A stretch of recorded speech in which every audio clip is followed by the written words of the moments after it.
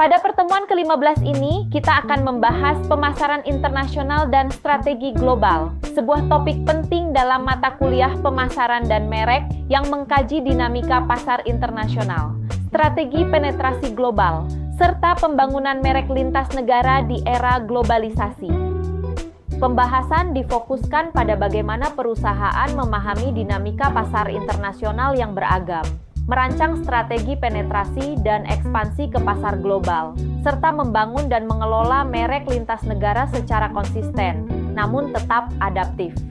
Materi ini juga menyoroti tantangan dan peluang pemasaran di era globalisasi, termasuk perbedaan budaya, regulasi, dan persaingan global yang memengaruhi keberhasilan strategi pemasaran internasional. Pada bagian daftar isi ini, materi akan dibagi ke dalam dua pembahasan utama. Pertama, kita akan memulai dengan pengantar pemasaran internasional yang membahas definisi dan konsep dasar pemasaran internasional, kerangka teori kunci yang menjadi landasan strategi global, karakteristik pasar global yang memiliki perbedaan budaya, ekonomi, dan regulasi, serta berbagai faktor yang memengaruhi pengambilan keputusan pemasaran lintas negara. Selanjutnya, kita akan membahas strategi pemasaran dan branding global yang berfokus pada bagaimana perusahaan merancang strategi pemasaran internasional yang efektif, memilih pendekatan branding yang tepat untuk menembus pasar global, serta memahami tantangan dan peluang yang muncul dalam proses ekspansi ke berbagai negara dengan tingkat persaingan yang berbeda. Pada bagian kerangka teori kunci, kita akan membahas dua landasan utama dalam pemasaran internasional. Pertama, teori dasar pemasaran internasional. James E. Keegan mendefinisikan pemasaran internasional sebagai serangkaian kegiatan pemasaran yang menekankan efisiensi biaya dalam operasional lintas negara. Sementara itu, Kotabe dan Helsen menyoroti pentingnya standarisasi serta koordinasi aktif antar negara agar strategi pemasaran dapat berjalan secara konsisten di berbagai pasar. Di sisi lain, Michael E. Cincotta memandang pemasaran internasional sebagai proses yang lebih luas, mencakup perencanaan, implementasi, hingga transaksi pemasaran yang diarahkan ke pasar luar negeri. Kedua, globalisasi dan pemasaran. Globalisasi dipahami sebagai proses integrasi ekonomi dunia yang membuka peluang pasar yang semakin luas bagi perusahaan, namun sekaligus menghadirkan tantangan berupa persaingan global yang semakin ketat.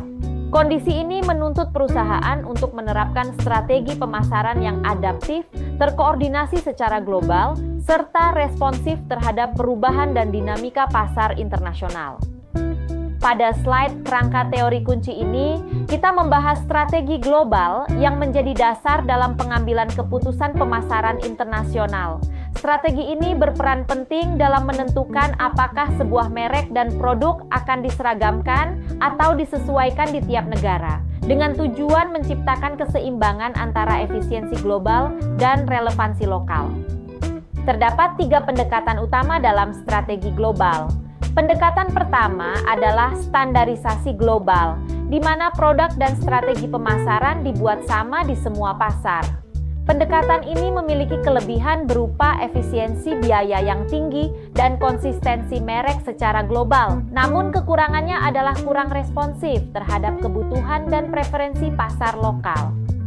Pendekatan kedua adalah adaptasi lokal, yaitu strategi pemasaran yang disesuaikan dengan kondisi, budaya, dan karakteristik masing-masing negara. Kelebihan dari pendekatan ini adalah tingginya responsivitas terhadap budaya dan kebutuhan konsumen lokal, tetapi kelemahannya terletak pada biaya implementasi yang relatif lebih tinggi. Pendekatan ketiga adalah hybrid atau transnasional, yang merupakan gabungan antara standarisasi global dan adaptasi lokal. Pendekatan ini berusaha menyeimbangkan efisiensi biaya dengan relevansi pasar, sehingga merek tetap konsisten secara global, namun tetap fleksibel terhadap kebutuhan lokal. Namun, tantangan dari strategi ini adalah kompleksitas dalam pengelolaan dan manajemen lintas negara.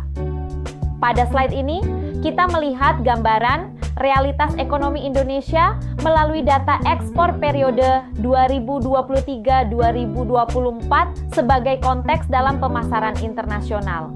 Pada tahun 2023, nilai ekspor Indonesia mengalami penurunan dibandingkan tahun sebelumnya yang menunjukkan adanya dampak dari perlambatan dan ketidakpastian ekonomi global.